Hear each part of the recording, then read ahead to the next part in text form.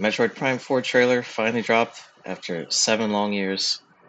We finally got a peek at some gameplay, and this time I got a different co-host with me. I got Mr. Arcadia, Hey, how's it going? and we're both big Metroid fans, both big Prime fans.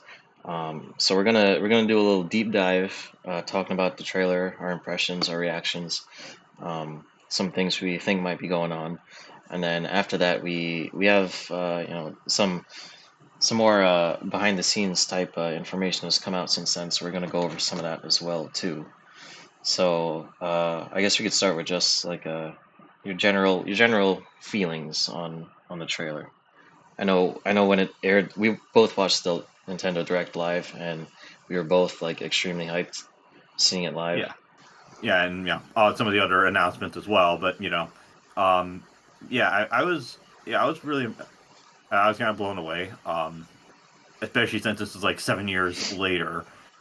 Um, I think I told you sometimes before that I was thinking like this game gonna get like delayed to the Switch 2 or because like they announced it for the Switch 1 like several years ago, but like even whenever they showed that like logo. Yeah, Like it looked very fan made, or like it it was it slapped yeah, together. it looked like they took like the Prime 3 logo and just like slapped a 4 at the end of it, and just like the generic space background. Yeah, I was like thinking, okay, is this like, and especially like after like 2 years, they said, oh, we're gonna restart development because things weren't working with Bamco or some Singaporean studio or Yeah, whoever. I don't think it was ever confirmed like who was like working on the previous version. yeah, Um, yeah, it was very it's very interesting to see like them like just be like, yeah, we're not even going to show it. Um, Although from what I understand, that's like a thing that Nintendo likes to do now. I think I remember reading like excerpt, not anything to do with like this game, but like with like Nintendo trailers in general. Like I think like since Twilight Princess, I think they said they like didn't want to show old like footage or something like that because people would ask like stuff about like, oh, why wasn't this thing like from like the early version here and yeah, stuff. Um, just interesting stuff like that, which most I guess in some regards most companies could stand to do that as opposed to like being like, oh, we're going to announce this game, what is it? Uh, The Last Guardian. Like, yeah. yes, Last Guard. I had Crackdown 3 on the mind, but yeah, Yeah, Last Guardian is like that's the like yeah, that's because that was like supposed to be a PS3 game, yeah, and then it like complete radio silence. And it's like, oh hey, now it's on PS4. But yeah, I mean, as far as like the trailer goes, I mean, um, obviously this was like a big surprise. It was like I don't know what Shinya Takahashi is that the guy's name who does the directs um, now or yeah, heads them up. him, and I think like one other guy. They kind of rotate. Oh yeah, I know who you're talking about. Yeah, he was like, we have one more thing to show. I was like, oh crap, like is this it? And Yeah, then the text comes in. It's like yeah, finally, and it makes sense because this would be like, they don't really do that many directs anymore, yeah, from what I remember. So it's not yeah. There's especially this year. There's been a bit of a drought, a direct drought. nice alliteration because like yeah, it's like they had to even like say like, hey, we're delaying. Like they even had to come out like earlier and say like, this look, we're not going to talk about the Switch 2 this year. Um, and I've watched some videos and a lot of people like to be like, yeah, everyone has their own theories, especially around Nintendo because Nintendo's like always well for like the previous generations up until like ever since like the Wii and the DS, they've always been kind of a wild card because like all their Yeah, systems up to through the GameCube have been like very traditional controller. It's a standard setup. Yeah, it's going to be like it for the Switch 2. We have no idea what it is. I mean, I know there's like some rumors about like the Switch attach. There was that leak where the Joy-Cons are going to be like magnetic, no, which yeah. I don't. It's like, yeah, I don't see the purpose in that other than I mean, like, that's a neat, nice to have feature, but I hope it's more than just that. And like, oh, it has like, I mean, obviously, I want like Hall effect sticks. There yeah, better be Hall effect sticks. Yeah, that But I think there's like you know, no excuse now. I've seen like some discussion. Some people say like, oh, they're just showing off the graphics of they're showing off the graphics for, like the Switch 2 version, Yeah. or like something like that's gonna look better. Which I mean, I don't know how. I mean, I don't know how much many of these like effects like we're seeing right. Like I'm at the last shot at the end where Yeah. it's 2025. Like it's possible there might be some effects that they're doing, kind of like with I remember the first Watch Dogs, if you remember that. Um, I don't think they're gonna do that. Oh At yeah, least like I would where hope the not. reveal trailer looked like incredible, and then like even the PS4 version of the game when it came out just looked kind of dinky. Going back to the resolution, like I think like that very first shot where Samus's ship flies in like in front of the rocks, like I think that like that both blew us away because it like the image quality and like the detail and the textures and everything like that doesn't look like the Switch. Um, but then I think as you go along and you watch the little bit of gameplay it shows, um, I think you could like kind of see the cracks in the resolution. Like you could tell it's like the actual internal resolution is kind of lower and it's just being upscaled to 1080p, like a lot of Switch games do. Yeah, and I kind of feel like I mean, because a lot of people are like obsessed over stuff like resolution and stuff like that, and it's like, Yeah, okay, just because you achieve this magic resolution doesn't mean you get a good game. yeah, Like it's more about the final picture, like how everything comes together. yeah, And I will say I did kind of notice, having watched it, like I have it on loop here, um, and I noticed like on the opening shot when like Samus, comes in with her ship, where she first comes out of the ship. yeah. The little like rising platform. Yeah, that I Yeah, noticed that that one looks a little low res. I'm like, ooh, I hope they kind of clean up the texture, or the mesh, or whatever yeah, it is they do with yeah. Like, modern like games. once things start moving in the trailer, like you kind of see like the resolution starts like varying a little bit. Like I said, you see some of the cracks in the armor, I guess, and like it's still like the whole way through the trailer, it still looks pretty good. Like at least it looks like a solid 60 FPS to me, and at least at least the resolution it doesn't look like a Xenoblade 2 situation where it's like running at like 320p and being blown up to 1080p. Yeah, I've heard some nightmare stories about the launch version of that game. Yeah, Like it like runs at like barely even like could even hold like 30 frames per second. probably That not good. even like that consistently because I heard it like it dips into the 20s a lot too. I mean, the thing about like the resolution is like a lot of games now have like dynamic resolution, and this is like something that they've been doing. Like, I mean, technically, games have always been doing this. Yeah, If you like really think about it, like yeah. But I think it I- really like became like a major practice like during the PS3 generation. 'Cause, well, yeah, where developers would actually start like talking about. yeah, because I remember they'd be like, "Oh, Call of Duty actually only runs at like 480p or something like that." Yeah, the only reason you have all these people like talking about like technical like specs and all this stuff is that um about like a decade ago you had the PS4 and the Xbox One come out, and they're a step up from the PS3 and the 360, sure, but they're not. So you started having a lot of people talk about like all these specs and numbers and stuff, and it's like, okay, but can we actually talk about the actual like game itself? You know what I mean? Yeah, Because it's like whenever like a game can run at 30 frames per second, but as long as it's like a stable 30 frames per second, that I'll take that over like it running at 60 like briefly for a second, and then it like dips back to like 30 or not even 30, yeah. um depending on the game, of course. But And for me, I'll take a lower resolution if that means I could run it at 60 because that's yes, more yeah, important to me than the resolution. And even yeah, then, same like here. oh yeah, like this guy's like, "Oh my God, oof, yikes! Prime 4 is only going to be 720p." Like, it's the Switch. Like, what are you expecting? Like, come on now. Yeah, Man, I don't know. I mean, some of these guys probably they have to put some article out and act like like why is it running at 16K? We Yeah, live in the year 2024.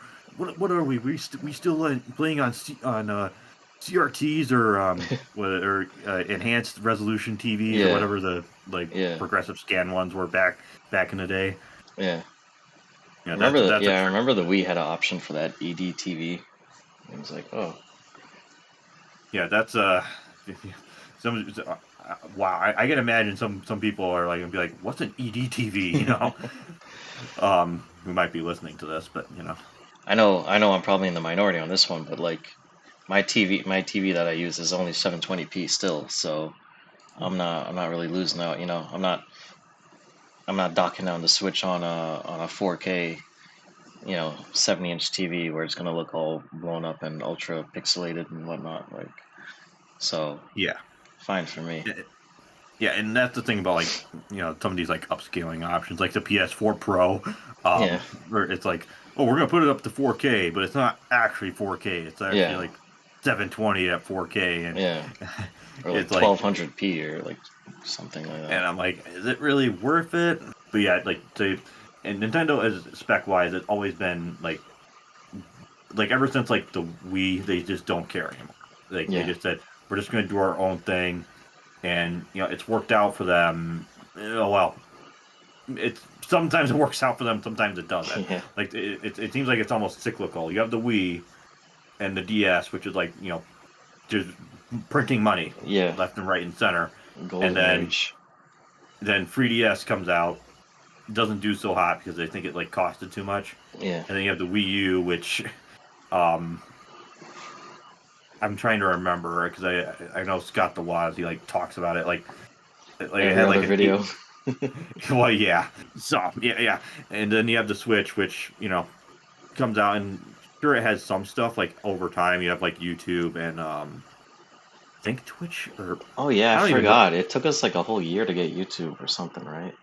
Yeah, That was it's crazy. like it just has like a very paltry selection, like compared to the Wii U and all the other Yeah, systems. But yeah, going back to Prime 4, like at first I would say I was kind of like a little concerned about like some of its design, but I'm kind of like I think it's just the initial like first like shot, like whenever she yeah. stands down and it like pans around. Once it pans around, it's like okay, it doesn't look too bad, but I'm kind um of back and forth on it because like I saw yeah. some people being like, "Oh, well, it looks a little more feminine now," and like it kind of does, but then it also like I don't know if you feel this way about Dread, but like Samus kind of has like a pencil neck in Dread.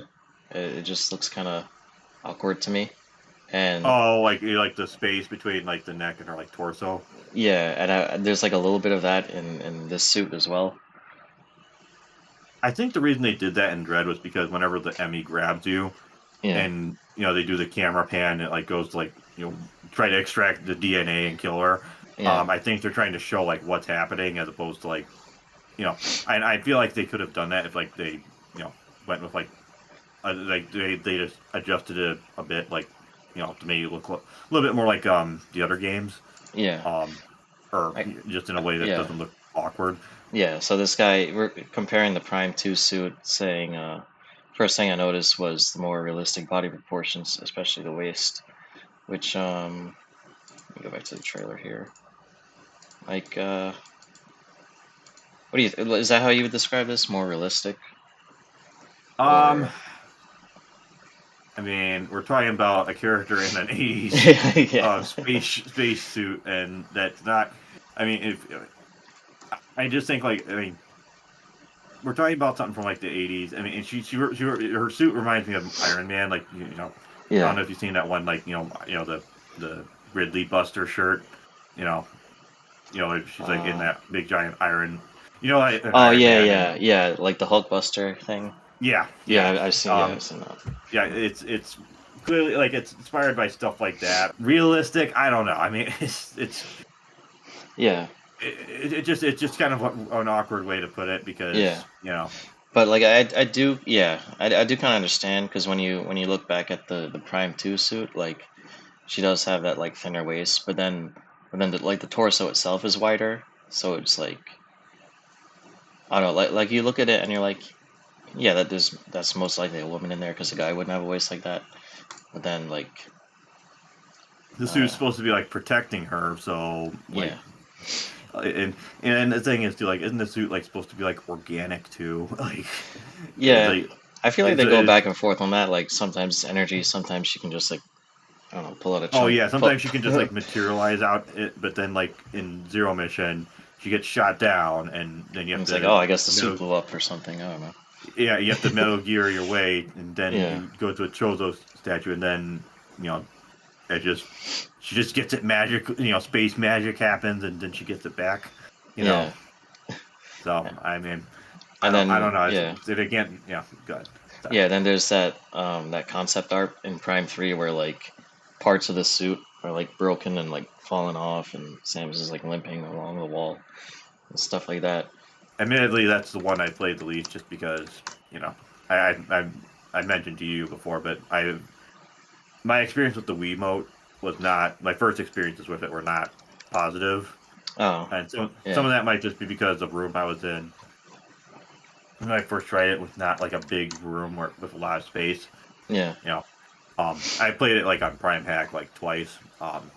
yeah, Once with the mouse and keyboard, and once with the with like a controller on the Steam Deck. The Steam Deck, for those who don't know, the Steam Deck actually using EmuDeck.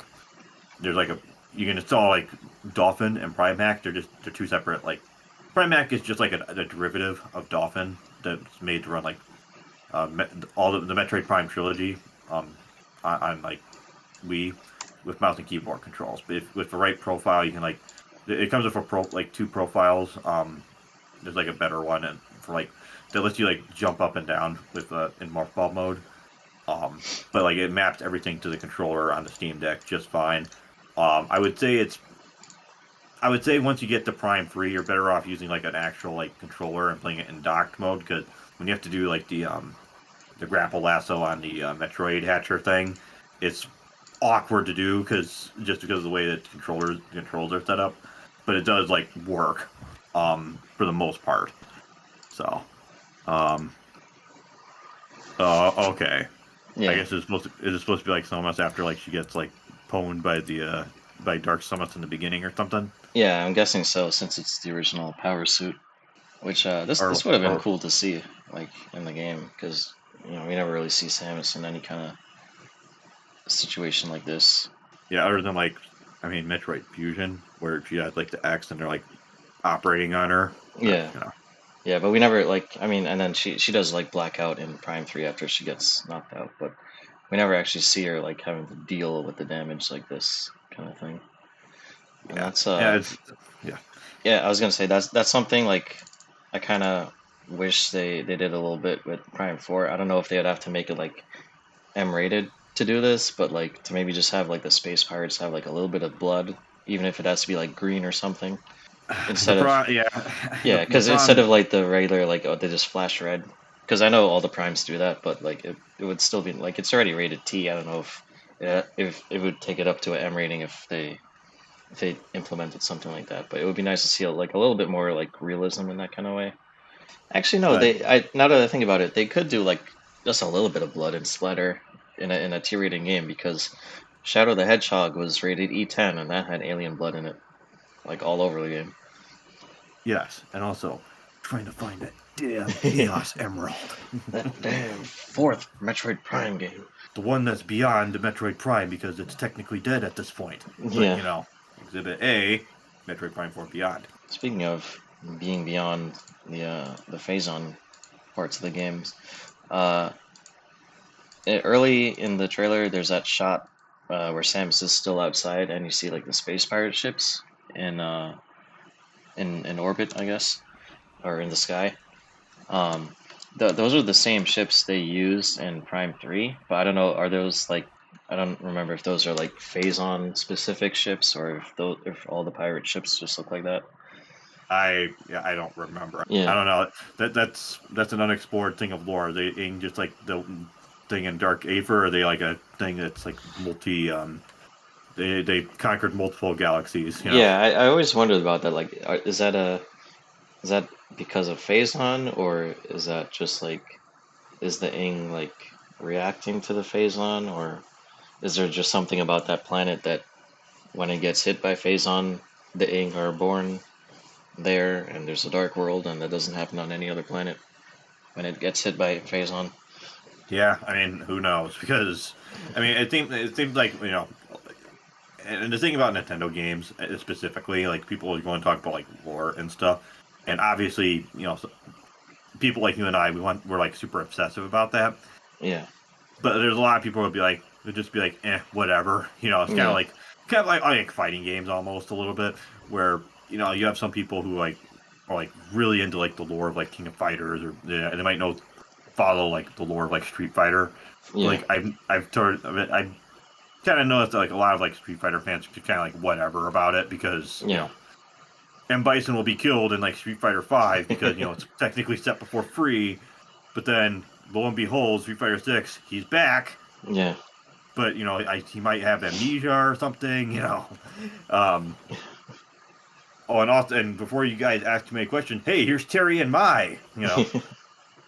Yeah, So and yeah, yeah, and to go on, like the next point I was gonna make is like I feel like some people were complaining like, oh, the trailer is it's like the opening of Prime 3 again, where it's like big and action packed, and I think that's like very much on purpose, like because Metroid has never been like as big a seller as Zelda, so they need a little bit of that like kind of normie appeal in there, so you need a little bombastic action.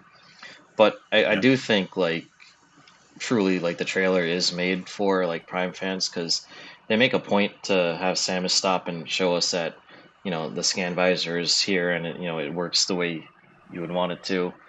Um, and all the little environmental details like the rain splashing on her arm cannon and visor and stuff like that. Um, I feel like that's like they know for a fact that's stuff that like we would look out for, and they're like, all right, we need to reassure the hardcore Prime fans that like all that stuff they're expecting is still there. And then of course they show the little tease in the end of like the actual big open area that you're gonna explore alone, not accompanied not gonna by be just the Metroid. It's not gonna be Metroid Prime directed by Michael Bay. yeah, That I don't think it's gonna. I don't think they're gonna do that. yeah. And I feel like even Prime 3 gets a little bit of a bad rap for that because it's really only the opening and the ending that are like really bombastic. Yeah. I mean, you do get your orders like told to you through the Wii remote speaker, but Oh, really? I guess that's one of the negatives of not playing on real hardware. You don't get to experience the joy of the Wii remote speaker. yeah, you'll just be like walking around, and it's usually like by the time you're done with the area, anyways. Like you'll hear Admiral Dane chime in on the Wii remote speaker. He'll be like, "Samus, we need you to go do thing other You, place." you need to go grab me a bottle of milk. Yeah, Shout out to the Metroid ROM hacking community. But yeah, I mean, yeah, the small details like the rain, and all that is like very much. I would say in the context of like the Prime remaster, which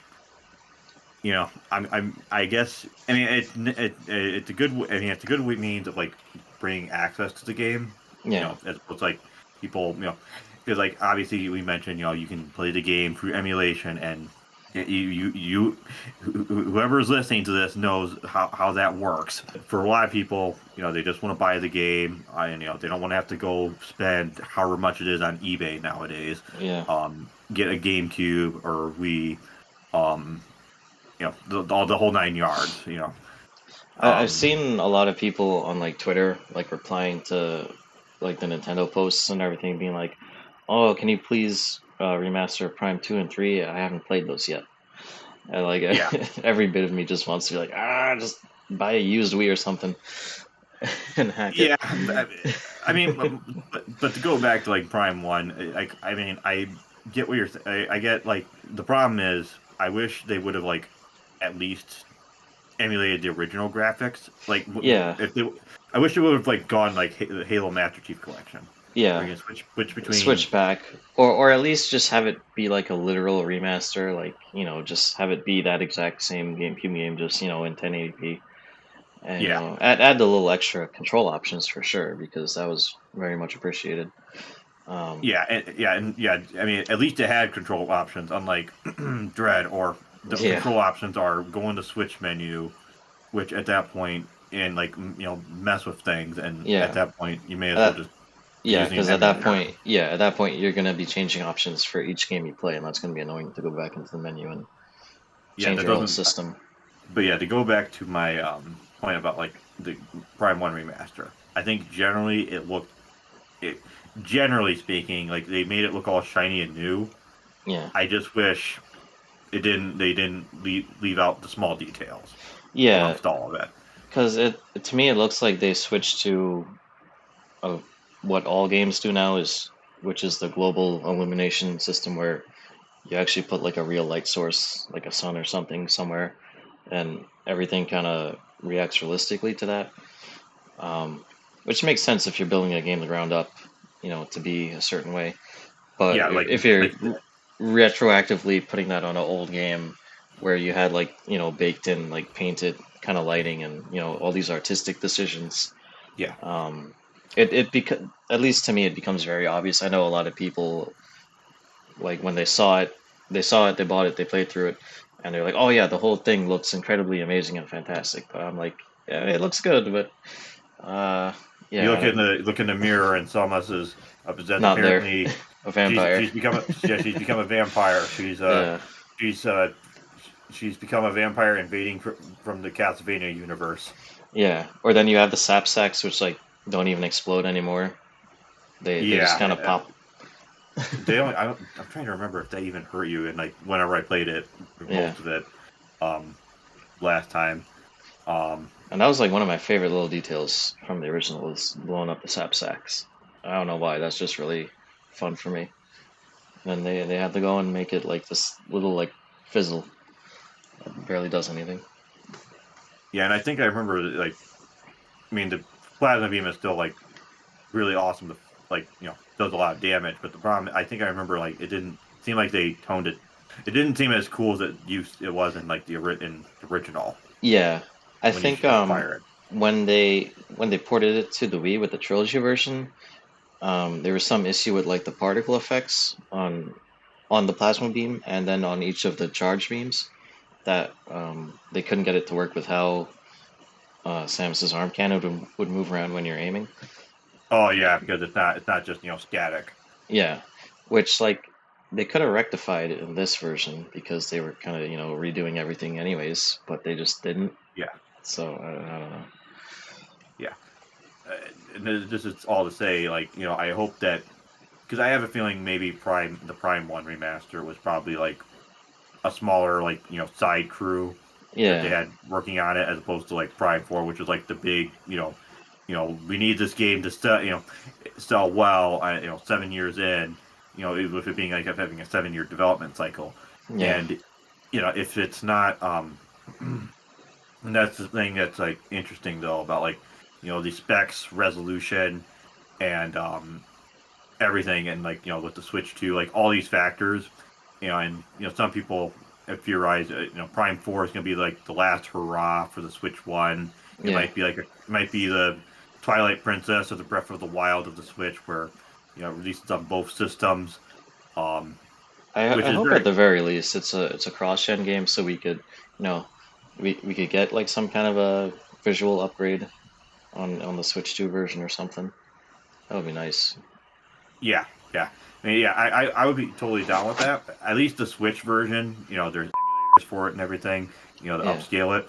And what I would think would be interesting is like if you could upscale the game potentially, um, if like it would like how it would stack up against the Switch 2, oh yeah, like comparing would be the emulated version to the Switch 2. yes. Yeah, And the reason I mentioned that is because you know yeah a lot of people will be like, oh you're obtaining your games I actually have a hacked Switch. It's not that hard to. I mean, it's not that hard to mod the thing, and dump the yeah, thing yourself, you yeah. know. So, Just takes a paperclip. well, that or a jig, but Yeah, those are dirt cheap to get off of a well get off of eBay, but Yeah. people, have some people, be like, oh, you're gonna destroy the gaming industry. It's like gaming industry will be it'll be It'll be fine. fine. At Yeah. least Nintendo will be. I don't know so much Yeah. about Sony and Microsoft because I think Sony all they got is I think I don't remember. I have not kept up with them in like a while, but I think the last I checked, PlayStation was like the only thing that was like I think maybe positive. Um, Yeah. maybe. Yeah. Microsoft, Sony's kind of been like slowly bleeding out. the Switch 2, how big of a step up it'll be? It better be a big step up. How much better the Switch 2 will be? We'll just have to wait for like till 2025 and they reveal that. Yeah. Um, but yeah, so going back to Prime 4, what I guess my question to you would be like, what are Yeah. some things you would like to see um, in this Prime game? Um, based on what some like, expectations you might have, like the fact that it's a seven, this game has been in development for 7 years. That brings a lot of expectations with it. So obviously, first and foremost, I hope it's good and not just good, but like really really good because this has a lot of like weight and like expectation behind it. For being so long and for being just being a Prime game. I think um, I know like a lot of modern gamers don't really have their expectations all that high with the kind of stuff that sells these days. Um, it doesn't seem like modern gamers like it takes much to please them. But I would expect something like we talked a bit about like the how the action packed opening kind of worried some people. I'm not too worried about that. I think that's just going to be the opening, and then after that, the game is hopefully going to be more like Metroid Prime One. That's what Yeah, I would want to see. Um, Prime 1 or Prime 2, but I would rather yeah, like Prime 1 in terms of like the world structure and how everything's connected. Because Prime 2, yeah, it but would I, get a I little annoying really at times. yeah I really did like the planet hopping from Prime Three, like just the ability to hop in your ship, call your ship down, and then at certain points and getting it essentially use that as like a form of fast travel and to go to other planets. I like having, and it looks like we're gonna have different planets. Because in that little teaser in the end, it looks like there's like a portal behind Samus. So I Yeah, don't know if yeah, and that's like an interplanetary thing, like Prime Two did with the Dark World, or if Samus is going to be planet hopping through portals that way. I would prefer if it was through the ship and that portal was just like a thing for that location. I did like they didn't do it a ton in Prime 3, but I did like the ability to call your ship down in an open area and have it just do a bombing run. yeah, Um, yeah. yeah, I know that's not very Metroidy, Airstrike but online. I know that's not very Metroidy, but it's pretty satisfying to do, I think. Yeah. Um, Unfortunately, always forgot that you had that ability. I was because that Metroid Prime 3 is just hyper mode the game, yeah, they and they don't really don't turn don't everyone over into a bullet sponge unless you use hyper mode.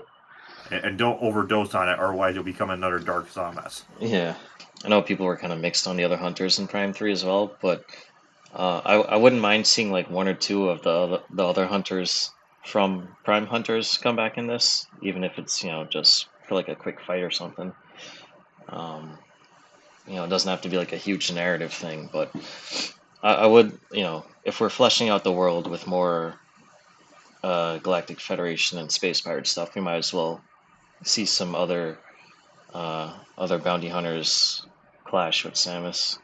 Not fleshing out the world, fleshing out the universe. Yeah, fleshing out the universe. I think what obviously Nintendo is going to have pretty big expectations for as far as this game goes because this game is not they've sunk 7 years in this game and they went through the one or two studios or whatever their Yeah, setup was before, and and basically they like had hitting delete and starting fresh at yeah one or point.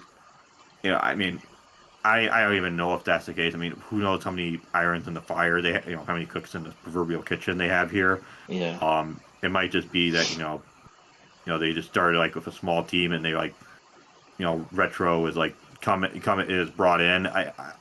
Who knows? Game development is kind of complicated, yeah, and especially with Nintendo especially aren't pretty. Nintendo weren't too transparent with those facts either. So Yeah, and companies will do whatever they want to do. And I have some, I remember seeing some people compare this like Duke Nukem Forever, and it's like that I, game is like a very yeah, unique situation very unique. where the developer they basically wrote off the success of Duke 3D, and they got bought out by like Take Two because like the one publisher founder died or something. um and that's its own unique thing. I mean, yes, it's kind of funny to think about, like, oh, it took 15 years to develop, and the game's title is like a reference to Batman Forever. Um, Anytime a game like takes that much this long and they have pour all this money and time and energy into it, they want to make sure it returns on investment. You get a good ROI. Yeah, Um, and there's ways you can do that. Obviously releasing on multiple systems or cross gen. But that's not Nintendo's MO. They don't do yeah, this isn't Call of Duty. Obviously, whenever you have like this many expectations, you want to do what you can to try to get as many people in as possible. And you have the Metroid One remaster that does that. And so to a certain extent, and even if some of there's some stuff that you and I obviously did not like, and wish they would have like polished up. Even yeah, even if they went back and patched it up, that would have been nice. I yeah, mean, it would have been better if it came out, day one. But at this point, what do you wait? At this point, you can't have your expectations too high because it's like you've been disappointed so many times. You know what I mean? yeah. Especially in the current gaming industry era that we're in. And I think like another thing they've historically had in their favor is, I mean, you don't hear too much about Nintendo budgets, but I don't think like any of their games have really had the like insane budgets that you hear other AAA games having. Because like Yeah. a lot of like AAA games now, it sounds like they have budgets bigger than Hollywood movies, which is crazy. And Nintendo, like, it's and has always had this kind of like this reputation of always like censoring stuff for their games. Yeah, They've always been doing that, but that was just like kind of just like thought of like as being like an artifact of just that era. yeah, Whereas now, where you have like translation issues, or they're changing the gender of this and that, or Fire Emblem or Xenoblade, like influence from people who are not a part of Nintendo itself, yeah, but they're looking to invest into Nintendo, and not just Nintendo, but like just entertainment in general, like the whole entertainment sector of like the economy in general, and yeah. and other things. The point I was leading to is with the whole budget thing is I think a lot of the reason that all these other AAA games have these insane like ballooning budgets is because they have to like. So I think the part of the reason why a lot of these AAA games have these huge ballooning budgets is they hire so much like extra staff that they just like really don't need because you have all these people kind of muddying the waters because whether it be because of like DEI commitments or whatever, and then the ESG investors, just activists in general pushing to get into these companies. So normally this, I don't think this would be like the biggest problem with Nintendo because stuff is usually developed in Japan, first party stuff anyways. But Retro Studios has always been based in Austin, Texas, Yes. and being based in Austin, Texas, they're also open to some of this stuff now. And since Prime 4 has been announced, some of the information on some of the people who potentially, probably, most likely worked on this game have come out. Like we have this one writer, um, Megan Megan Fausti. Fausti. Apparently, she worked at Retro. Oh, as a writer for 2 years. Or no, yeah, one year, 11 months. So basically 2 years. Jeez, Yeah, basically 2 years. I thought it was just one year, but yeah, so 2 years, basically, and who knows like how much of that is still in the game, if any of that got rewritten, and um, what exactly they put in the game. Because a lot of people, like I've seen a lot of people online be like, "Oh, it's Metroid. What is there to write?" But this is Metroid Prime we're talking about, where there's like a scan, blurb for every little thing in the game. So Yeah. there's actually a ton of stuff to write. And then, well, this person's their Twitter is has been privated for quite a while. Um, but Even before Musk like opened up the feature and everything. yeah, even before all that. So, but in prior years, people have found her, it, saying, Samus is a transgender woman, posting her support and belief that everyone should push for Samus to be trans. And whenever I'm on Twitter and I see Samus trending, I mean, I usually my first thought is usually, oh no, because like half the time when Samus trends on Twitter, it's a bunch of these people being like, oh, Samus is trans, Samus is canonically trans, just like pushing this kind of shit. And the fact that a person like this spent 2 years working at Retro Studios, it's just a little alarming. Because I know Nintendo, people say Nintendo like to keep a tight leash on their IP, and they historically have. But you know, in light of recent events like with Paper Mario, Thousand Year Door saying that Vivian is trans, and then all the stuff that they let the localizers get away with in Fire Emblem and Xenoblade, um, I don't know how true that is anymore. Um, and this is just they've had like several writers work on Prime 4. I don't even know how many, just I think like two or three so far that people have dug up. Yeah, so this other lady, Tracy Nicoletti. Now I don't think anything here is like particularly woke or anything, but just a slight red flag here that she thinks Metroid Prime 1 is a cross between Nintendo RPG and Metroid, which Yeah, I I've been holding on my thoughts on this one. I guess if you take the definition of a role playing game and you just stretch it like as thin as you can. like the things that you use in the gym like for stretching and stuff, like it goes like Yeah, in and out. Like if you really do that and do it like that, I guess it is. But it's kind of like when people say Zelda's an RPG. Like an yeah, RPG, whenever you say that in relation to video games, um, to like a core gamer, I guess. It's like we have like a specific image in mind. Like we think of like Final Fantasy, Dragon Quest, Wild Arms, Persona, yeah, any Mega 10 game. Uh, Xenogears. I could list a whole bunch of them right now, but um, we think like a game where it's like you're managing numbers and stuff. And yeah, sure, there's like some of that in like Metroid, um, but it's not like think about like in Fury, like, oh, what if we made a Metroid uh what is it? Uh what if we made a Metroid like a open world game and made it like Deus Ex or something? Um you know s- uh yeah. it would be I I think know I know a lot of people like hope for that and stuff, but I mean yeah, I think it would be a neat like idea, but I don't know if I'd want Metroid like for that to go in the direction it would go, for that to be like the main direction it goes in. yeah, Um, I feel like if someone wanted to make like a Metroid inspired game, I think that would be perfect. I mean, I'd be fine with even Nintendo like trying to do that, yeah, even though you know there's been situations where like Nintendo like with Dinosaur Planet for like Rare, he looks at Miyamoto, he sees the character and he's like Star Fox, make it a Star Fox game, yeah, I yeah. And I mean, yeah, like casual players like complain enough about getting lost in Metroid games as it is. So like I don't think we have a need for Metroid to be like open world really.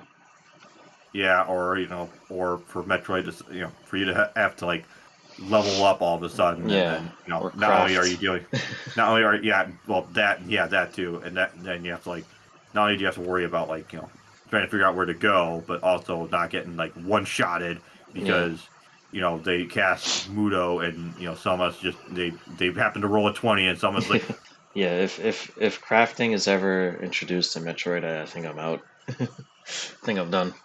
the thing about crafting is that it has to be like it would have to be like done in like a fun way and not like a oh boy, this feels so laborious. You know what I Yeah. mean? Like, and It's like, oh, that's my a arm very cannon broke. I gotta make another one. yeah yeah. And I don't know. I don't.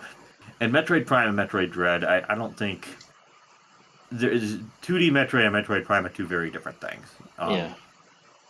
I there are times where I'm like thinking, where I would think like I kind of wish Metroid Prime had like some of the stuff that the 2D games had. Like I think a speed booster, or maybe like Well, a I better. don't, just because of that. That would really mess with my my motion sickness. Well, So or even I'm glad just like a there's none way, of that.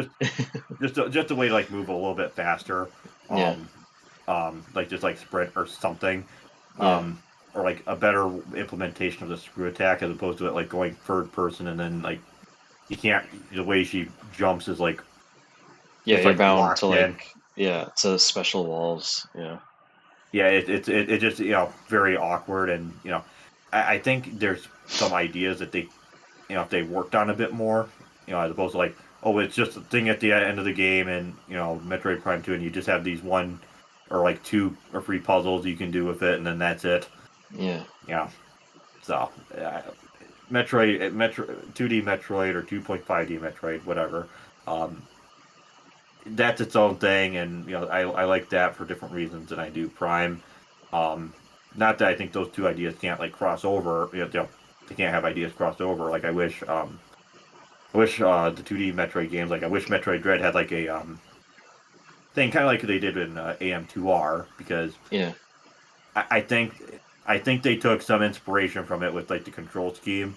Like you push the one shoulder button, and you like you don't slide in AM2R, but like that becomes like your morph ball button and stuff. yeah, So I think that if they had like the scan visor thing to tell you like the history of like Artaria or Cataris or it Torash or like give you like yeah, some more details about some other stuff as opposed to just and just but at the same time I also realize like stuff like the scan visor and stuff might be a bit more like might be like kind of invading like the show don't tell nature of like yeah, storytelling and like atmosphere building and stuff. yeah. But the Because thing like about Prime, I do like it in AM2R, like the scan thing, but it does feel kind of like, all right, I gotta like stop what I'm doing to bring up this menu and read everything, especially because like some of them they'll pop up like as soon as the boss fight starts. So like the Metroid will be like charging right at you, and then like, all right, I got to let me pause real quick and just read this thing. well, I mean, in that game, it's not like you have to do it like right then and there. Yeah, But yeah, the thing is like, is it Prime? It's well, it's not optional because you have to scan certain things to like activate it, yeah, activate them. But it's still like it's not like a necessary like yeah, you have to scan every small little thing. yeah. And like I think the point I was getting at is like in Prime you could do it like when you want to, Yep. whereas with AM2R, if you don't do it when the thing pops up, then you have to like manually go back into the menu and like find the log. Yeah, and I mean that's kind of annoying, but at the same time, I mean if you just save it like the end of the game, like I know we were playing like multi-troid and Yeah, I was trying to do that like scan at the Chozo statue that they added in, yeah, um, which is it's actually kind of a cool secret. But I don't know if it's like it just doesn't work on multi-troid because you're not. The yeah, idea is not to like it's a cool little like nod. Like if you ever like play like the latest version, just like I think there's like a thing you have to do. You have to like scan a whole bunch of stuff or something, and then it'll yeah, like let you scan that. But um, yeah, going back to this Metroid RPG idea, this bridge between Metroid and a Nintendo RPG. Um, I don't know what's going on with that. I mean, yeah, it's not as big of a red flag. It might just be, you know, might just be she approaches writing things as like in like an RPG way. Like she has yeah. character Yeah, stuff and I guess that's fair. but Yeah, and yeah, like I said, like of all the stuff I have here, that's like the least worrisome thing. Two screen caps I found of people who work at Retro and have said they work on Prime 4, and they're, I think both of them are just like visual artists, so like nothing. Or one of them's a cinematic artist, so they uh, probably directed some cutscenes or something, but yeah, it like looks I like wouldn't worry too much about their impact, but it's still like you wouldn't find profiles like this for people who work at Nintendo Japan, obviously. and the fact that there's multiple people like this, and there's probably a lot more that haven't we don't know of and haven't found it. People haven't found yet.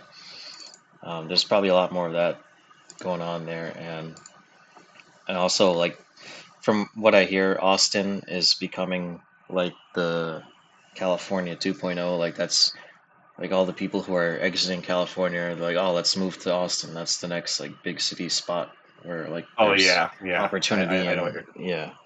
I know what you're talking about. So Like yeah, so the fact that Retro is in Austin, Texas, like that probably doesn't bode super well for the future of them. And going back to what I said, people always say Nintendo has a tight leash on things, but like I don't think that's really the case anymore, especially if they're taking like ESG money and that kind of thing. And then like Japanese culture is just like very polite with interactions, so even if like a bunch of these people like send an email to Miyamoto or something and like be like, "Oh, you're old and stuck in your ways and you're a bigot or whatever," he'll probably just be like, wow. "Okay." Yeah, I mean Okay. Miyamoto, he's not gonna care. I mean Yeah. he's very much like the Walt Disney of gaming. Yeah, yeah. Um, he's created so much, and Yeah. I was just picking a name that people would know, yeah, yeah, but yeah, but my point was like, a lot of these Japanese developers and business people alike, they don't really feel the need to rock the boat. Um, so when people, I guess get confrontational with them, they're just like, "Oh, I'm sorry you feel that way," and maybe they'll bend over and take what the ESG masters have, or maybe they'll stay quiet and find another way to fight back against it. But either way, like we're both pretty happy with what we saw for Prime 4, and we're both excited for it. But there's some reason to be cautious. yeah. Especially because they're probably looking for a big return. Um, I mean, as far as like visuals and stuff, I'm looking at Exhibit F2, like Yeah, this, like the blue and pink thing. yeah. Um, This is actually the next thing I was gonna bring up. So um, yeah, the I mean, I in haven't. in a lot of games, recently, especially Western games, there's this like this blue and pink, or pink and purple, blue and purple like art style Yeah, and contrast that's been like dominating AAA games, and that's just kind of where like all these woke artists, that's just where they're all kind of at right now. This is the contemporary thing that they're all into, and yeah, so that's another reason why I highlighted those artists, even though they probably have no impact on the writing of the game. You know, they can still leave some marks on the game that could have been better suited with other artistic decisions. yeah. I mean, I've noticed this particular like color scheme. Not just from the certain crowd and like vaporwave videos like a little bit. Oh yeah, Not yeah, all, for sure. not all of them. I wasn't in the '80s. I wasn't alive back then. I know like Yeah. some people who were like James, like Bimmy Rolfe. You know, um, he'll talk about like back then it was like all about like hot pink and Yeah. yeah, yeah, yeah. Yeah, man. It was all about the hot pink, man. Yeah. Yeah, and then like the baby blue or whatever, like, or you know what? It also reminds me of the old PC games, like the magenta and cyan Yeah. colors. If you don't use like the right color mode or whatever, I understand like there's a lot of things that like callbacks to '80s, especially like at least like in Yeah. the last like decade. Yeah, Um, that's huge with a lot of artists now. And I don't think the 80s was always like super purpley, but I think that's like everyone in their mind, like they don't think about it too much. That's just how they kind of remember it. And they're like, yeah, "Oh, we like this 80s thing," and they just do like the purpley thing. And they don't yeah. really actually go back and look at stuff. There's not a lot of stuff I would know about the '80s, like I said, because I Yeah. mean, '80s was not just pink and blue. I mean, look at like NES games; there are like all kinds of colors. Yeah. and some of that was because technical reasons, Yeah. which I think going back to Prime 4, like graphically, I think if they do the same thing that they were doing with like the previous games, where the doors conveniently they it's like dynamically loading, Yeah. like that's gonna help its like present. I would think that would Yeah. help its presentation. That's why part of why it looks so good. Assuming of course again this is a Switch. They're showing us Switch One footage. Either way, like I wouldn't be surprised at all if it's a cross-gen game, but like Yeah, I do think they are showing off Switch One footage here, just because you could kind of see like a little bit of blurriness every now and then, which is probably the resolution dynamically scaling throughout the whole thing, yeah, but which I would even with hope what doesn't happen on the Switch too, to this extent. well, I mean, it's going to happen eventually with some games on it, I imagine. Yeah, But going back to like the discussion about art style and this, exhibit here, I mean, yeah, it's so crazy how like you know you have all these games and the PS3, there's a lot of games that came out that had brown and gray. Yeah, like brown and gray or desert. I always think of this is yeah, like brown and gray and like greens, maybe. yeah, Like some like dark, not even like beautiful greens, but like just yeah, like a puke green or like a yeah, dark yeah, muddy green. yeah. Which is why when you have something like colorful, like King of Fighters 13 or like a fighting game, like pretty much that was part of the reason why that's part of the reason why I always have liked fighting games is that their Yeah, visuals always pop. Whereas it seems like a lot of games now, it's like they're trying to be super serious and atmospheric, yeah, and like Doom, all well every Doom game that's not Doom free or the Doom 64. I think in general, what I've noticed in like the PS4 and Xbox One generation, that games have certainly gotten a lot more colorful compared to like the seventh gen. oh yeah, Um, definitely. but I don't want it to just be blue and purple or Yeah. pink or whatever. You know. And yeah, and I guess like woke stuff aside, like I guess that's always been a problem with the industry is like artists will get really into like whatever's contemporary and stick with that. Like the brown and gray stuff we just said, like that felt like it played games for like forever, even though it was just like maybe like 5 years, but it felt like an eternity. And Oh now yeah. we've moved on to the blue, purple, pink trend, and it yeah, this and this is starting to overstay its welcome as well. Like you'll be like, oh, this game like has the most realistic graphics on the PS1, Yeah, and then yeah, like PS2 comes around, well, this has the most realistic graphics, and people look yeah, back and it ages worse. yeah. Those Whereas you have games something like usually always age like milk. yeah, and then you have like something like Okami or something, and it has like a crazy art style, and Yeah, you know, yeah, I'm not a fan of Guilty Gear Strive for a lot of reasons, hmm but one thing I will never deny is that game will all the Arc System games, um, like starting from like XR, are not going to age like milk. I yeah, don't think. Visually, anyways. Even like games like Ghostwire Tokyo, I'm surprised that game. I understand. I don't know much about the game. I know there's like an alternate world you go into, yeah, or something. But I was like that game's also has like the similar color scheme. So yeah, yeah. I didn't even like think about it until just now, but yeah, it's and that was like a primarily like Japanese developed thing, and even that got hit with the purpley. oh yeah, and then also the whole like all property is theft or whatever line Yeah, where the that took them localizers like botched the that took them whole. like 2 years to like patch out like quietly. Yeah, but So I think that's where like the Prime games have always been strong, is they've always hit like a nice middle point between realistic and having like a really nice stylistic art style. yeah, Especially with like Prime 3, with like the how varied the different locations are there. Like I think like oh yeah, stuff like oh yeah, Skytown, Alicia still holds up like really well. yeah.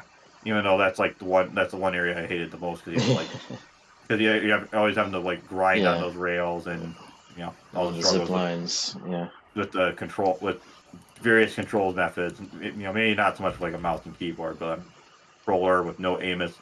Because that game doesn't have any aim assist because yeah, Wiimote. yeah. Um, I So know. I'm curious like what people like what hardcore fans would think if they actually like. This is just a joke, but I am curious, like what people would think if they actually did something like that, because they kind of do. You haven't played through Hunter's campaign, right? Like fully. I only played like this demo. Like the most I played of it was like there was this demo Oh, at GameStop back. the one that came with the DS back in the day. Um, I don't know if that was what it was, but like there was like a kiosk with it, and Okay. I think I barely got to play it. Like I was like waiting for my brother to like buy whatever he was buying. I don't even remember. Yeah. Um, but I do know that like Silex he has like a thing where he has like an electric version of like Scorpion Spear where he doesn't like be like get over here. He like just Yeah. like stuns you or something. Yeah. Um, It's kind of works, I guess, because his whole shtick is like his tech is like stolen Federation gear. yeah, So that much I remember. Yeah, yeah. he's all like. So like I guess even at that point, the Federation were experimenting on Metroids because his beam basically sucks the life out of you, same way a Metroid would. And Oh, okay. Oh, yeah. interesting. Yeah, so in the Hunters campaign, you do have like you have scripted events where you meet each hunter and fight with them. But after a certain point in the game, once you collect, I think it's like you collect these crystals called the Octoliths. I think once you collect like six of them or eight of them or something like that, um, by that point you've already encountered everyone. So like every time you go to like a big open room, there's like a random It's hunter. There's a random hunter that's there. when a boss fight happens because Yeah, it's multiplayer. It's yeah. basically when Metroid actually became Halo, sort Yeah, of. yeah. So there pretty much is a Silex everywhere system in that game, sort of, because every time you go into a big room, a random hunter is like there waiting for you. Except it's uh guys like Trace Yeah. and I'm trying to think who the Uh, other there's guys are. there's Weevil. Like their He's like names. I remember Weevil because I always liked his Oh design yeah, that one as well. and his backstory is like he's a space pirate that got messed up by Samus and then they rebuilt him. I always thought That's that would have been cool to bring him back. That might have like that could have some cool potential story wise. I actually do have this is something I always wondered. Like they call them space pirates, but is there like an actual name for them, or is it just space pirates? Like, I always wonder that because they're clearly a race of a very specific race of alien. Like you never see like a human guy join them or anything. yeah, it's because like like I think I told you about this weird like novel thing that was like released in the '80s. Yeah, It's like a choose your own adventure book where like actually kind of similar to the Zero Mission where Samus destroys Mother Brain, escapes, and then she has an encounter with like space pirates. And I guess there's like two bad endings or something where yeah.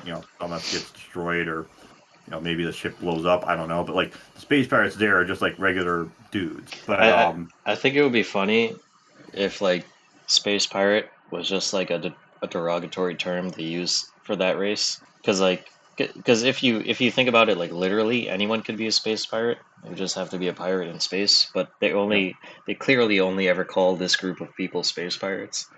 So it would be funny. Even Samus could get like declared to be one or something if she ever ticked off the Federation enough because Yeah, apparently Metroid Fusion and oh yeah, that's the only game that happened.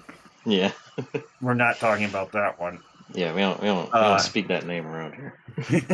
uh, we don't. That game is not. It doesn't exist. Yeah, but yeah, if she ever does, I mean, she could be one as well. You could like brand her, But Yeah, it's just one of those things where yeah, I'm always like they, it goes to show like I don't think they think too much about some of the details. It's just oh yeah, they for sure. they think about like okay, what's the way we can do this and this, and try to make things line up. If it doesn't line up, oh well, they just kind of Yeah, like shrug their shoulders, kind of like how they still consider that game that shall not be yeah. spoken about um, Did you ever canon. watch all the cutscenes for that game? I probably watched it Okay, so back in. there is one scene that pops into my mind right now where Samus sees a space pirate, and It's she like a doesn't. Zabizian or something. Yeah, she doesn't say, "Oh, a space pirate." She says, "Oh, a Zabizian," which is like But it's like, they okay, weren't born there. Like I, I don't think they were born there. Yeah, yeah, it's just they happen to like look like them, like have their armor or something. yeah, Um, so yeah, I saw that thing back in high school. I yeah, I took a creative writing class because back then I was wanting to be like video. I was in my naive 17-year-old brain. I was wanting to be like I wanted to do like the writing for video games, so and stuff. yeah. Because I wasn't confident in like learning programming because there was no the only computer stuff we had at my school was We had just like Microsoft Office Office. in my yeah. That's how my That school was was. We it. had Office. If you Office knew and how to like use Office, you were the king of the computer class. That was yes, basically it. Office 2000. Oh, geez, we at least had 2004. Yeah, that's all we had. That's all. Anyways, but so here's my thinking.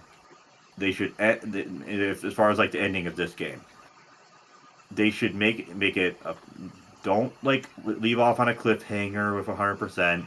Just end it. Don't like because the problem is that with cliffhangers is that you end up like making a commitment that you might not be able to follow up on. The game doesn't like sell, or they don't want to do another Prime game. For You know, 17 years. you know, yeah. It's so I'm like thinking. So what are they gonna do with Silex? Is he gonna die at the end? Or they're gonna be like some big giant like just gonna like connect to like whatever they have planned for Metroid 6 potentially. Are they actually going to have Samus versus the Federation, or like have something happen to where it won't be like Samus? It'll be like where Samus isn't shooting other people or something. Yeah, Um, like have like a big giant like attack, and it's like internal like the corrupt force that they talk about in Fusion or don't talk about in the English localization because reasons or whatever. yeah, Um, are they going to have it be you know, that's the thing I'm wondering about because obviously there's corruption in the Federation. yeah, It's just whether they're going to do anything with it after Dread was kind of just like, whatever, yeah. Sammy, Because it's all good, yeah, you know. because we both thought Dread was gonna be where that would be addressed. Because at the end of Fusion, Samus is like, "I'm gonna have to stand trial and explain my actions," and then they just kind of forget about that. This whole thing with DDR happened like immediately after Fusion, and they're like, okay, look, or is it like some people are not in the loop, or she has Yeah, buddies as like Anthony, so I there's a lot of things they don't explain, and I mean, I'm glad they.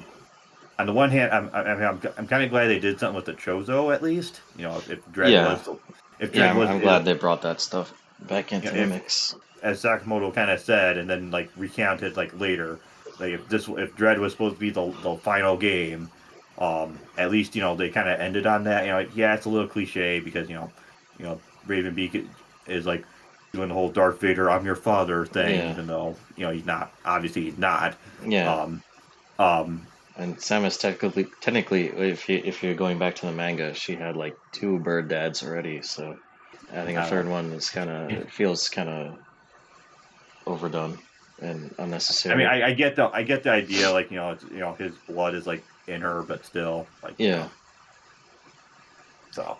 yeah. But at that Um, point, I would have brought back like one of the like I think Gray Voice was his name. Like I'm Great pretty voice. sure. Yeah, I'm pretty sure in the manga, like he was the one who, or like I don't know if they used his DNA, but he was like the other figure, the other father figure for Samus aside from Old Bird. And he was the more physical one, whereas Olbert was like the oh no, we should be wise and whatever. Oh, I see. Well, Yeah, yeah, and that's the problem with like the lore is like a lot of it is like in not and this isn't just for Metroid fighting games do this as well. Where they put like lore in like weird manga tie-ins or like there's like a website or something that isn't in the game itself. yeah. I mean, it would be nice if there was a little more cohesion, especially since like with time goes on, there has been more and more story focus in the games, and then like with the Prime games, like the Federation have always seemed like just kind of outright good guys, and then with the 2D games, there's always this like morally questionable, ambiguous aspect to them, and I don't expect those things to line up. It'd be nice if like there was like synchronicity between Yeah, all these things, yeah, or if what would be even better is if they what would be here's what would be cool if this is not going to happen because this is just everything's like a subscription these days. But what would hmm be cool is if Nintendo kind of do what like Capcom is kind of doing with the collections, like they release like artwork and like old stuff, yeah, and like they like like they did like a big giant Nintendo collection of like on a cartridge you can get yeah, like for like not just like Metroid, but like Mario and Zelda, and they like have like old concept art, and maybe they have some manga that they officially translate, and they like that's content for you to like look at yeah, and consume. Like I think that would actually be a really cool way to like introduce some of that stuff. But that cuts into the yeah. whole subscription model, so not gonna happen. I would love it for them to like take the old Metroid manga and like officially translate that and make it like you know hard part of canon, as opposed to freaking Dread having that one ending that confirms that I guess game that shall not be named is still canon. Yeah, that one ending image, Yeah. So all I gotta say is I hope Silex, whatever, do those characters even have voices and like actual like voice lines in Uh, Hunters? no, they just kind of roar. They just kind of roar and scream when when they get Oh, shot. including Silex, who's like not Yeah. like supposed to be a human, or actually Yeah. we don't even know if he's human. I don't think because we've never seen like under his mask. They someone like did a hack of Federation Force and like turned the camera around and like there was like a body for Silex and he just looked like how the Federation troopers look when they're outside of their armor in that game. But I think that was just them using like a little dummy model because the whole cutscene is in first person. Yeah, that makes sense. Less work to do that if you're not going to actually show anything. Yeah. Or if you're just going to show like his him pushing a button to unlock the Metroid. But Yeah, yeah, go ahead. but yeah, going back to Silex, his original appearance like in Prime Hunters, I kind of prefer that. I don't mean like the blocky in-game version, like Oh in the yeah, little in the CG opening cutscene they have, like his suit looks a lot more like spiky and edgy all over. Like it's not like super duper clear that he's a human. He even roars in that cutscene too. Like but when he walks into the room in the Prime 4 trailer, like his helmet is a lot more smooth and like normal looking, and his suit is not as like spiky and like strange. I guess it looks more like just a normal suit. maybe with the whole like Nemesis thing, it'll be like maybe if that's what they go with, you'll destroy him, and then he'll like his suit like get upgraded or like Yeah. transform. I mean, that would actually be kind of cool if the villain also got like upgrades, or even better. Oh Um, yeah, that would actually yeah that would be a really cool mechanic now that I think about it because you spend every game getting upgrades, and now that you have like a hunter arch nemesis, I guess it would be cool to see them just like hop out with something new. I think one of the ideas I had for like the Metroid 6 idea, or some of the ideas I think I told you about, like if I was to get to make a game like that, for one thing, to make it like more open, like you can beat the game at, you know, and not like using some weird glitch or like exploit. Like it's actually Yeah, pretty open about it. Because yes, you can technically do that in Dread, but it's like you're doing it, like a roll, like a slide, and then like you exploit like a second like mystical jump or yeah, and all the legitimate like skips they have in that game are like so specific. Like, because I mean we could get into this another time, but like my main issue with like the design of Dread is like all the railroading, like how I know the game isn't as linear as it seems, but like with other games like Super or Zero Mission, like you could still get lost and you could naturally wander off and be like, oh, I wonder if what happens if I do this here, and find another path and that kind of thing, which yep, I feel like Dread doesn't really do. yeah. I mean, I just hope that Silex has a voice and he isn't just like some monster underneath. Yeah, I mean, I would hope so because like I'm assuming he's gonna have to tell us about something. You know, if they're Yeah, trying to tie this in with like fusion because and that's the thing too. Like I don't know if we don't have like a timeline for like when Prime 4 is set. Like if it's set between like after Prime 3 or if it's set after Fusion but before Dread or after I Dread or I think it's yeah. still set before Metroid 2 because of the Oh yeah, um that too. Yeah. yeah, the little, well, people have pointed out they're not even Metroids, they might be Mocktroids because they only have like the one little nucleus in the Oh middle of it. that yeah, that's right. Yeah. So yeah, so that means like even the Metroid cloning technology isn't even that good yet. Um, and then Samus has the same ship. Well, it looks slightly different, but the same ship she had in Prime 3. But it looks even more like her head now. Yeah, she just give it a good paint job. But yeah, I'm just saying I hope he has like some voice because like you're a comfort muncher while you're like on like Yeah, the in morph ball mode. yeah. Like he's calling you like Planet Buster because you've like blown up like Zebes and Planet like all the Buster. other systems. Yeah. Man face. Orphan. Birdman.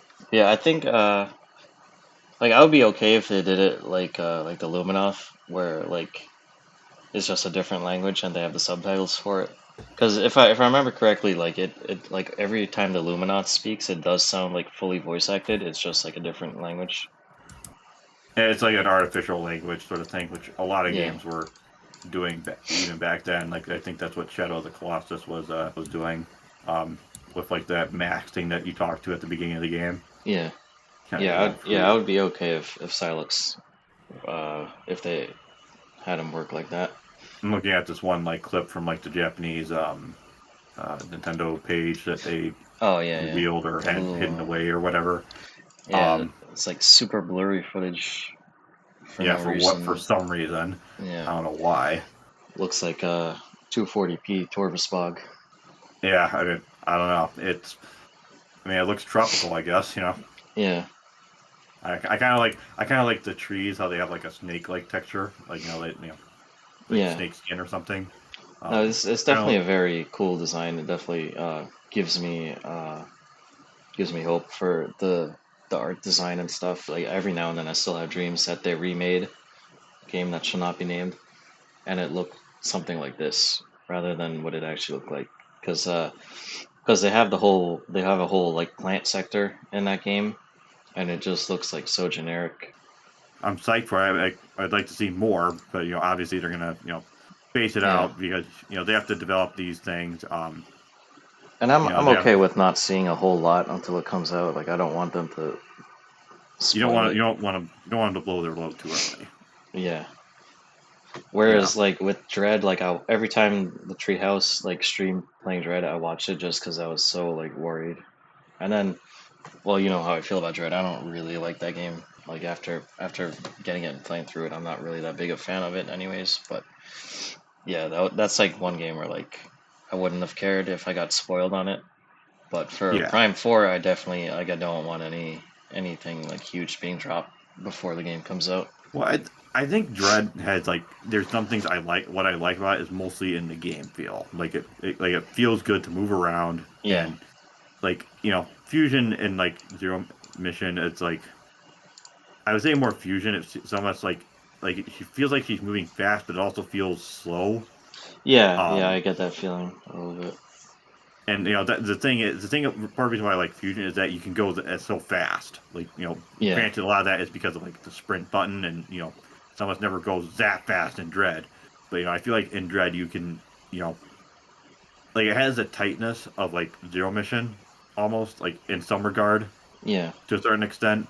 But I feel like you don't need like I'm not feeling like I need like a sprint button. You know what I mean? Yeah, for me, like Dread feels too fast because part of the appeal of Metroid for me is getting lost and just like exploring and taking in the scenery and stuff. And when the whole game is built around like zipping from point A to B so quick, that a lot of that gets lost. Not that like the game is all that beautiful, anyways, because there's Because always it was made for the OLED Switch. yeah, and there's always that like black void beyond each like wall. So there's not like a ton of detail, anyways. Yeah, and I wish that like for like hidden stuff, I wish it wasn't just like blocks. Yeah, Like, like that works in 2D, but like there's a reason, there's a very good reason why the Prime games switched to like, different materials instead of like missile icons and bomb icons on the wall. It's because once you move things into 3D and start getting a little more realistic, like all those blocks start looking a little goofy. yeah, yeah, it's like okay, I was like, oh, I got to bomb this. Oh, that's what I gotta do. It's like, and other people be like, what? um, yeah, I think like, yeah, I think if you gave me the game feel and maybe some aspects of the combat, I still think, the whole counter thing being giving you more rewards is like completely lopsided, considering how Yeah, overpowered it is. yeah, Um, I'm not saying get rid of it, but like balance it better. yeah, Like make it like the counter thing, like something you have to charge up. yeah. If you like I do it, personally never liked it, so I would, yeah. I would get rid of it for me. I mean, having played the games, the only reason that's a thing is because it's from the Lords of Shadow, like Castlevania games. And they're very proud Um, of themselves for that. I mean, it in the games it's kind of a cool effect, but in the first one, there's like a upgrade to it you can get that can like stun the enemies. If like you want to focus on one enemy, you want like let stun like the other or something. Because not so much in the second one, but like some of the enemies in the first, like Lord of Shadow, can actually get pretty aggressive. Yeah, Um, where it's like you have to actually like, kind of watch what you're doing. Um, but that game is it's one of those things where I think back then I was a little bit more tolerant of it than yeah. I am now. It's It's also like much more physical because you're not shooting beams. You're actually fighting like kind of God of War style. So a counter makes a lot more sense in a game like that. I a part of me wishes I'm like thinking why don't you give Samus like a lightsaber like from like or Yeah, even better like what I think would be cool is if Samus could like dual wield. Maybe I don't yeah, know how that would work in like two how I could see it working in 2D yeah, possibly. Um, but I think at this point, what I would like to see for Prime 4, like as far as like new stuff, because obviously they're gonna have you collect something's gonna happen. Someone is gonna look at something the wrong way, and she's gonna get a headache, and suddenly she's gonna lose all of her abilities because reasons. Oh, you know what it Um, is? It's probably that very encounter with Silux. She's gonna probably lose that fight and get knocked out and lose all her she, power ups. yeah, she's gonna like go and she's gonna like he's gonna like disable her gun, and she's gonna go attack him, and Yeah, so it's gonna like take his like electric thing and like and throw her up, and then like do the full Bane, like you know, yeah, uh, backbreak. backbreak. Yeah, Yeah, that shot is the biggest. It was at this moment that he knew yeah, he, like yeah, shot that I've ever seen. Like yeah. just like that because it's like yeah, yeah. So yeah, it's yeah. I That would that like would to see. be that would be really cool for a change. Like instead of like literally losing your power ups, Samus is just like actually crippled in the beginning, and that's like the reason you gotta like kind of. I don't know how that would work, but like that would be an interesting twist on that. You know what? I actually just thought like, what if like they capture her at the beginning and then you Yeah. have to like sneak around it as like Zero Suit Thomas, just only for Oh a little yeah. bit, just Yeah. for a little bit. I Just wouldn't for let yeah, it. of course. Yeah. Yeah, Can't but go too like crazy with that. but like she maybe something happens and she like goes through like a portal and then and that's the beginning of the game right here, Yeah. or like she gets some help or something. I don't. I'm just coming up with various like theories on how it's gonna work. Um, but it's not. One thing I would like to see though is new upgrades, Oh yeah, for sure. like brand new ones, like Yeah. because I do not you want to see know, the gravity suit again. I can't. There's got to be new suits. I mean, yeah, I mean, I wouldn't mind the gravity suit if it got like a new up, like, if it got like a unique design, if Yeah. that makes sense. Or if it Like actually I made you lava proof, because it doesn't do that in Prime. yeah, and that's the other thing too. Like Prime has all these weird rules, like you can just shoot Metroids no problem, Yeah. or if it's a fission Metroid, you drop a power bomb because you don't want to keep shooting at it like 5 million times. Yeah. because that's just how you deal with them. Um, Yeah. but, it's not. But I think with the suit being organic, I'm like thinking, okay, couldn't you do something with that? If it can, like she turns into a morph ball. What else can she turn into? You know, I mean, you have like Weevil and Hunters who like literally splits in half, and his other half turns into a turret. So oh, he's the one that does that. yeah, I know they all have like a morph ball mode. yeah, From what I that was understand, actually something really cool about Hunters is everyone had a unique morph ball thing. whereas in like Prime One, you have the scan log where it's like, oh, we tried to use the morph ball thing, and it ended up like breaking. The dude Horribly ended up crippling. Yeah, all disfigured, and like his muscles are all like limp. yeah. It's like a fatality almost. That's pretty funny. All the logs of them trying to reverse engineer Samus's stuff. Kind of like they're like reverse engineering. It's like, why is this? If only this was like free and open source software. Yeah, need to dump more Phazon on it. Yes, and then it goes like crazier, and then end up like corrupting them. But yeah, I think at this point, I would like to see like just new stuff in general. Yeah, Um, like one of the things I thought about, like for that, like one of the ideas I had, just while I'm bored, yeah, for Metroid Six is like, if you're gonna make this like, let's say if this is like the last one, this would be very hard to like make it like sensibly balance. But for Metroid yeah, Six, like it's like this is the final game, Metroid, the end of the Hunter or something, or the last Metroid yeah. is like, I don't know what like it would end like, I think I It's remember like one of the it intros they starts had. with Samus in jail, and they redo the last Metroid is in captivity opening. Yes, yes, and it's like the real ringleader, but it's like off camera, you don't see who he is. Yeah, Um, but yeah, she one idea I would like is like if you had to make it a final one, it's like you have every power up in the series, like every yeah. suit, like it's just you fan service it, the Oh yeah. living daylights out of it. Every suit Even combined if into one super suit. well, the problem is like you have like so many power ups that like they end up getting like invalidated, like the gravity boost, for example. Yeah, yeah, Yeah, like that would be like just something like, and the thing is, it would be like optional, like the way I would describe it is like you have like certain things you would need to probably get to the end, but you don't need all of them. They're just like stuff you can get, like certain paths you can take, yeah, and you can like depending on what you could do. This opens up, you know, and there's like the game is designed such that you basically progress through the game how you want. kind of like Zero Mission, and just kind of take Yeah, things that's on. that's that's basically what it would be, but the whole game would be built around that, and not just be Yeah, like, oh, here's like a weird gimmicky thing, and it's kind of tightly designed yeah, where you know there's only so many options. This expands the options. It might be almost overwhelming, but at the same yeah. time, it would be. I think something like that would be really cool. One thing I really liked that I would want to see come back is that like the way you could use the grapple beam in combat in Prime 3, Oh yeah, especially the power up they give you at the end where you can literally suck people's life out or like overcharge them and blow them up. Like if like if Samus could just do that like normally in this game, because obviously there wouldn't be any hyper mode or anything, but yeah. if They that was also just a did that. normal part of combat, I would really like that. They also did that in Dread, and I don't know if they did that in Summons Returns, but like I know one of those shows those spear dudes.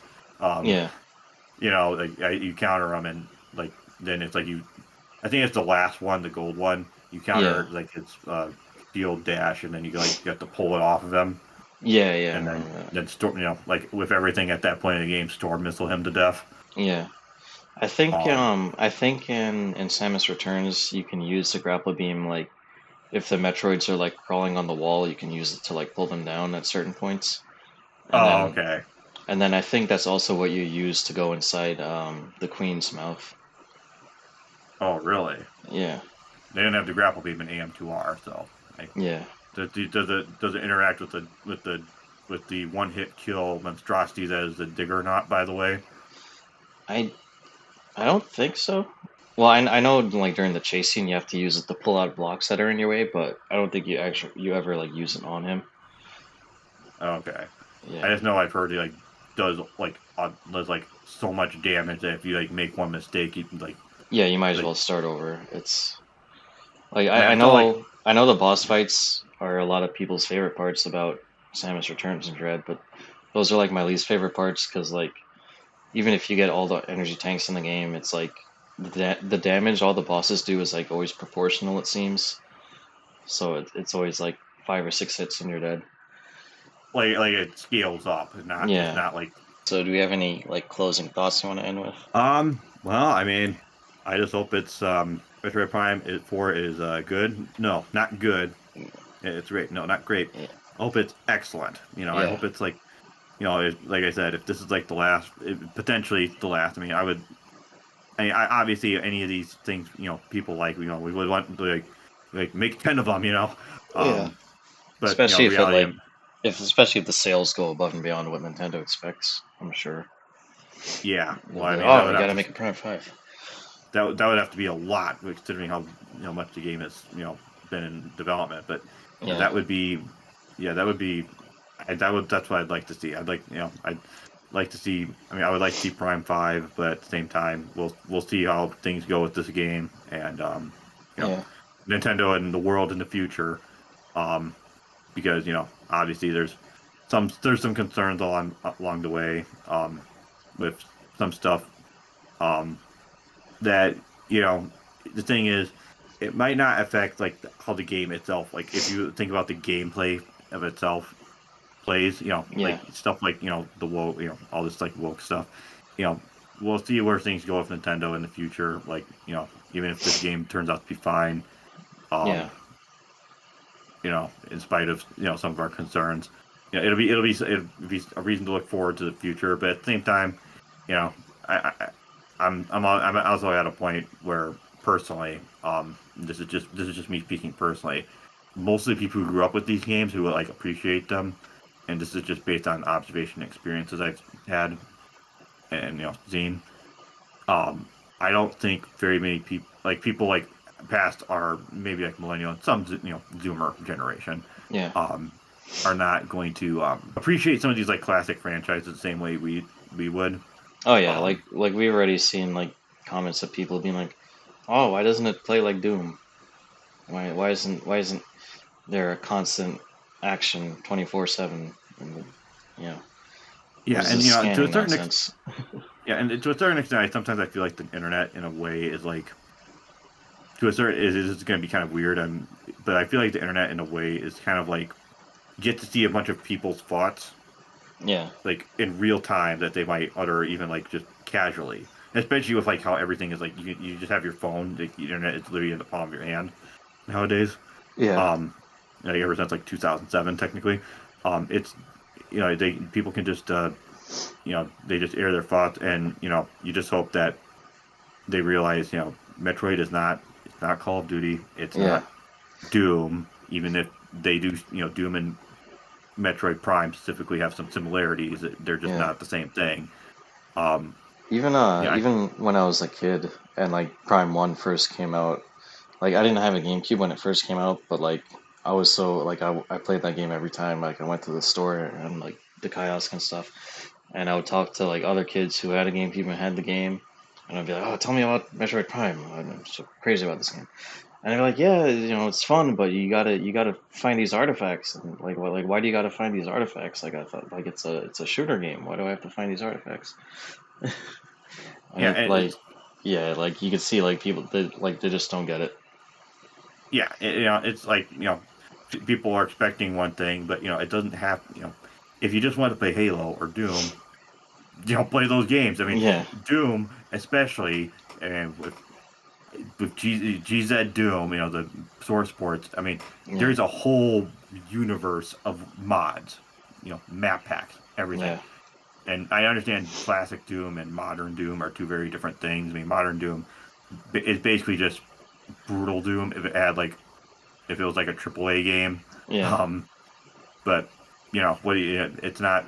You have to like make a decision. Like people are going to spend their time with something, and you know, if they really love it, they'll go and reverse engineer it like the Marvel Free scene did, even when it didn't seem like you know, Marvel is going to get a revival, you Yeah. know, like it did in the Nintendo Direct, which was amazing. Yeah, I guess to wrap up, we're both really excited. We were both super excited to see this trailer, and we're still very excited. But we have our concerns, which we went over. But still cautiously optimistic, and I just hope that the game is turns out to be legendary, as it should.